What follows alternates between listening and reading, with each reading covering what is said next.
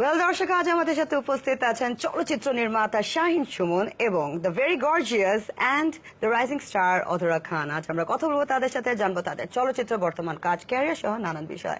Guys, welcome to our show, welcome to fan love cinema express. কেমন আছেন আপনারা দুজনেই? ভালো আছে। Odhura, this is your second time in our show and looking very gorgeous as always. So, প্রথম ছবি কাজ করেছো, শাহিন সুমনের সাথে কাজ করছো, সেকেন্ড ছবি তো শাহিন সুমনের সাথে কাজ করছো। ফার্স্টে জানতে চাই যে আমাদের ইন্ডাস্ট্রিতে এখনকার সময় যত নায়িকারা আসছে নতুন মুখ, তারা ফেসবুকের থ্রুতে আসছে। So how was your start?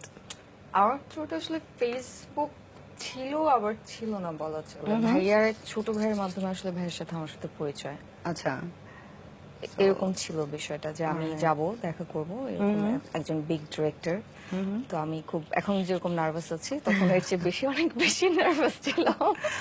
So I was not agree যে আমি তার সাথে দেখা করব। দেন আর ভাইয়াটা অনেক বুঝে উঠেছিল যে যাও দেখা করে খুব ভালো। আমি শুনছি উনি খুব রাগে, অবশ্যই রাগে, ভয়ঙ্কর রাগে। এই ছিল বিষয়টা আর কি। জাস্ট বিকজ তোমাকে কেউ এসে একজন অফার করেছে বাংলা ছবির জন্য, you agreed to do it, আর ছোটবেলা থেকে একটু ইচ্ছা ছিল আচ্ছা ঠিক আছে I want to be an actress? ছোটবেলা থেকে তো এত কিছু বাড়ি বুঝতাম না, বাট ছোটবেলা থেকে হ্যাঁ মুভি দেখতাম, আমি খুব প্রচন্ড রকম মুভি দেখতাম ছোটবেলায় টিভিতে। And back to the very talented director himself, Shahin ভাই। শাহিন সুমন নির্মিত সব ছবিগুলোই কিন্তু সুপার ডুপার হিট, লাইক দর্শকরা অনেক পছন্দ করেছে। বাট দেন অ্যাগেইন একের পর একটা সুপার হিট ছবি দেওয়ার পরে শাহিন ভাই অনেকদিন স্ক্রিনে কাজ করছিলেন না, ছবি নির্মাণ করছিলেন না। What was the reason? না, আমি আসলে কখনোই নির্মাণ থেকে দূরে যাইনি, কখনো না। প্রতি বছরই ছবি আছে। এখন ইন্ডাস্ট্রির অবস্থা একটু খারাপ বলে আমার হাতে হয়তো বা সংখ্যা কম, আসলে ব্রেকে নাই। প্রতি বছরই আমি ছবি তৈরি করছি, একটু সংখ্যায় কম। অধরার কাছে জানতে চাই যে অধরা হুট করে ছবিতে আসা, বাট দেন অ্যাগেইন মার্কেটে কম্পিটিশন অনেক, লাইক এভরি সিঙ্গল ডে নতুন নতুন চেহারা আসছে। So until unless you have the quality in you, survive করা ইটস ভেরি ডিফিকাল্ট। সো কোনো ধরনের প্রশিক্ষণ কি নেওয়া হয়েছে? প্রশিক্ষণ এখন কাজ করছি নিচ্ছি বিষয়টা হচ্ছে। তো শাহিন ভাইয়ের মতন একজন রিনাউন্ড ট্যালেন্টেড ডিরেক্টরের সাথে কাজ করা হয়েছে, উনি কি কি ধরনের টিপস দিয়েছে যে না অধরা you need to do this, you need to do that, এভাবে হবে না এভাবে করতে হবে? এটা আসলে শাহিন ভাইকে বললে উনি ভালো বলতে পারবে। আসলে প্রতিটা নতুন শিল্পীর কিছুটা তো ইয়ে থাকবেই, গ্যাপ থাকবেই। নাচটা প্র্যাকটিস ছিল, নাচটার ব্যাপারে তার আগ্রহ ছিল, প্লাস প্র্যাকটিস ছিল। আর অ্যাক্টিং এর ব্যাপার তো আসলে ছিল না। আমার ছবি প্রথম, আমি প্রথম ছবি হিসাবে বলতে পারি, আসলে ওর সামনে বলা ঠিক না, তারপরে বলি যেহেতু আমার ছবির আর্টিস্ট, এটা আমার অহংকার। ও প্রথম ছবিতে খুব ভালো অভিনয় করেছে। কিছু টিপস তো অবশ্যই দিতে হয় ডিরেক্টর হিসেবে। আমি আমার চাওয়া পাগলের মতো ভালোবাসি, আমার চাওয়ার ব্যাপারটা যেভাবে চেয়েছি সে শতভাগ চেষ্টা করেছে এবং আমি দেখছি বেশিরভাগ ক্ষেত্রে সে সফল হয়েছে। তো ভালোবাসার রং ফার্স্ট ডিজিটাল মুভি ডিরেক্টর হচ্ছে শাহিন সুমন। সো দর্শকদের এক্সপেকটেশনস কিন্তু আপনাদের কাছ থেকে অনেক অনেক বেশি। সো এরপরেই যে ছবিতে হাত দিয়েছেন, কি চিন্তা ভাবনা করে দিয়েছেন যে না এই স্টোরি নিয়ে, বাজেট নিয়ে কি মাথায় ছিল? ভালোবাসার রং প্রথম ছবি ডিজিটাল। আমি অহংকার বোধ করি এই জন্য যে আমার হাত ধরে চলচ্চিত্র ডিজিটাল শুরু হয়েছে। আর আমি আমার ব্যক্তিগত জীবনে মানে এই সাংস্কৃতিক অঙ্গনে, এই পরিচালনার ক্ষেত্রে আমি কখনোই এক ছবির গল্পের সাথে আরেক ছবির গল্পকে কখনো এক হতে দিইনি। আর আমি সবসময় চেষ্টা করছি দর্শককে মাথায় রেখে, দর্শক কোন ধরনের ছবি দেখতে পছন্দ করে, কোন ধরনের লোকেশন থেকে আরম্ভ, আর্টিস্ট থেকে আরম্ভ, সবকিছু মিলিয়ে তারা কি চায়, আমি তাদের প্রতি খুব শ্রদ্ধাশীল। এবং এই কারণেই আমি সব গল্পের ভেরিয়েশন থাকে আমার গল্পে, লোকেশন, গল্প, আর্টিস্ট সবকিছু মিলিয়ে ভেরিয়েশন থাকে। আর আমি বলা যায় একমাত্র ডিরেক্টর যে নতুন নিয়ে কাজ করতে স্বাচ্ছন্দ্য বোধ করি বেশি। আমার হাত ধরে বাপ্পি, মাহি, আমার হাত ধরে ইমন, নীরব, অনেকে এসছে ইন্ডাস্ট্রিতে, আরো আগেও ছিল অতীতে।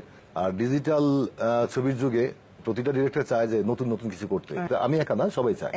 যার কারণে সিনেমা উত্তরোত্তর সমৃদ্ধির দিকে যাচ্ছে।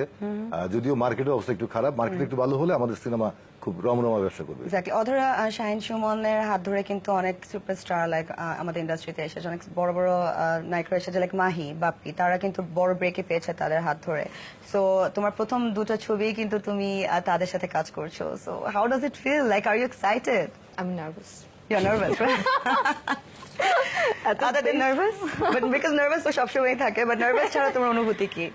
অনুভূতিতে আসলে খুব ভয় কাজ করছে, বিকজ ভাইয়ারা অনেক ভালো ভালো স্টার নিয়ে আসছে, অনেক বড়, যাদের খুব বিগ ব্রেক তারা পেয়েছে, দর্শক তাদের অ্যাকসেপ্ট করেছে। আমার ভয়টা আসলে ওখানে যে আমি আসলে সেখানে কতটুকু সাকসেস হব, রাইট? বা এই বিষয়টা। বাট দুটো ছবি অলরেডি কিন্তু কাজ করা হয়ে গেছে, কয়েকটা ছবিতে হাতও দিচ্ছ, বাট এখন পর্যন্ত একটা ছবি রিলিজ হয়নি। একটু does it bother you? Sometimes right Yeah. So পাগলের মতো ভালোবাসি, তারপর হচ্ছে মাতাল, এই ব্যাক টু ব্যাক দুটি ছবিতে কাজ করছেন। পাগলের মতো ভালোবাসি আর সেটির গল্প নিয়ে আমরা জানতে চাই।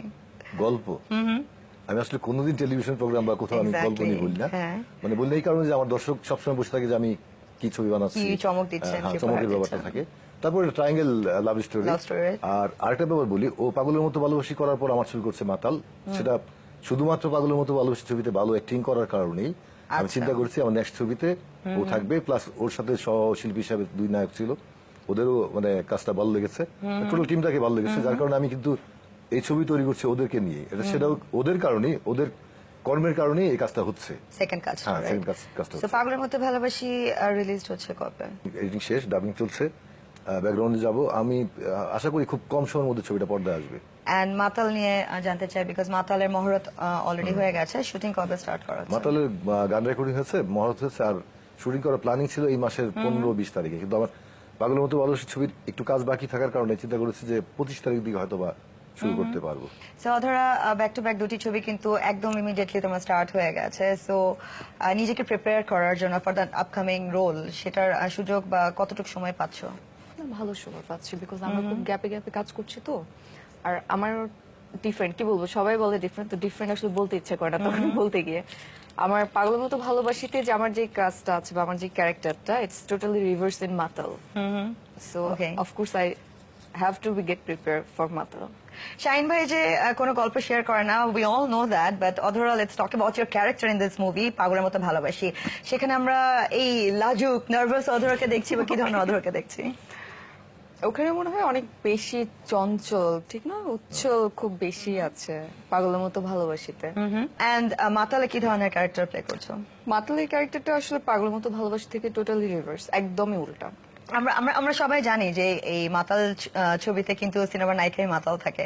তো শাহিন ভাই মানে ও কথাই বলে না, ওকে মাতালের ক্যারেক্টারে কিভাবে, মানে সিরিয়াসলি ওকে মাতাল বানানো হয়েছে নাকি ঘুমের ওষুধ, আমি জানি না, I really want to know. না, অ্যাক্টিং করার সময় ও আসলে মাতালি থাকবে, যার কারণে মাতলামি যা করবে তাতেই আমার পর্দা যা দরকার তা উঠে আসবে। আচ্ছা শাহিন ভাই, এখন আমরা দেখছি যে আমাদের ইন্ডাস্ট্রিতে ভালো একদম থাকে না অরিজিনাল গল্প, সেটা আমরা পাচ্ছি না। কোথাও না কোথাও বলিউড নকল করছে হলো গিয়ে তেলেগু তামিল মুভি থেকে, তারপরে হচ্ছে বলিউড থেকে হয়তো আমরা কপি করছি, বাট আচ্ছা, কোথাও না কোথাও আমরা কিন্তু আমি ওর ছবি পাগলের মতো ভালোবাসি একদম সম্পূর্ণ মৌলিক গল্প, আমার নিজের তৈরি করা গল্প। আচ্ছা আমার দীর্ঘদিন আমি স্টেন লাইফ থেকে ওই গল্পটা ধারণ করেছি, তো ওইটা পর্দায় আনছি। আর এই গল্পটা মাতাল, এটাও মানে মোটামুটি বলি, কিছু আইডিয়া আছে, মানে কিছু আইডিয়া তো আসলে নিতে হয়। এই গল্পটা মৌলিকের মতোই হবে, মানে মোটামুটি কিছুটা হয়তো বা ছায়া থাকতে পারে কোথাও থেকে, এরকম থাকতে পারে। দেখা যাচ্ছে যে বেশিরভাগই ডিরেক্টর প্রডিউসার যারা আছে তারা তাদের ছবিকে চালানোর জন্য, ব্যবসা সফল করানোর জন্য বা যে কোনো ক্ষেত্রে তারা যৌথ প্রযোজনার দিকে কিন্তু ঝুঁকে যাচ্ছে বেশি। সো আপনি এটার কতটুকু সাপোর্ট করেন? যৌথ সিনেমা বানালেই যে সিনেমা চলবে এটা আমি বিশ্বাস Not করি না, necessary. এটা আমি Right. কখনোই বিশ্বাস করি না। আর আমাদের দেশে প্রচুর শিল্পী রয়েছে, আমাদের দেশে প্রচুর দর্শক রয়েছে, আমাদের দেশে প্রচুর সিনেমা হল যা আছে সংখ্যা, তাতেও আমাদের ছবি যদি ভালো ছবি তৈরি হয়, ব্যবসা সফল ছবি হলে দর্শক তো আসে, ভালো ছবি হলে ছবি ব্যবসা সফল হয়, সেক্ষেত্রে যৌথ ছবি কোনো বিষয় নাই এখানে। যৌথ বললেই যে দর্শক উপচে পড়বে। আর যৌথর বাইরে অনেক ছবি আসছে, কলকাতার ছবি আসছে আমাদের দেশে, চলছে না কিন্তু, দেখছে না কেউ। না। আমাদের দেশে দর্শক প্রত্যাখ্যান করছে কি জন্য জানি না, কিন্তু প্রত্যাখ্যান করছে। আপনি বারবার একই কথা শাহিন ভাই বলে আসছেন from the beginning of this interview যে আমাদের বাংলাদেশের ফিল্ম ইন্ডাস্ট্রির অবস্থা একদমই ভালো না, ভালো সময় যাচ্ছে না।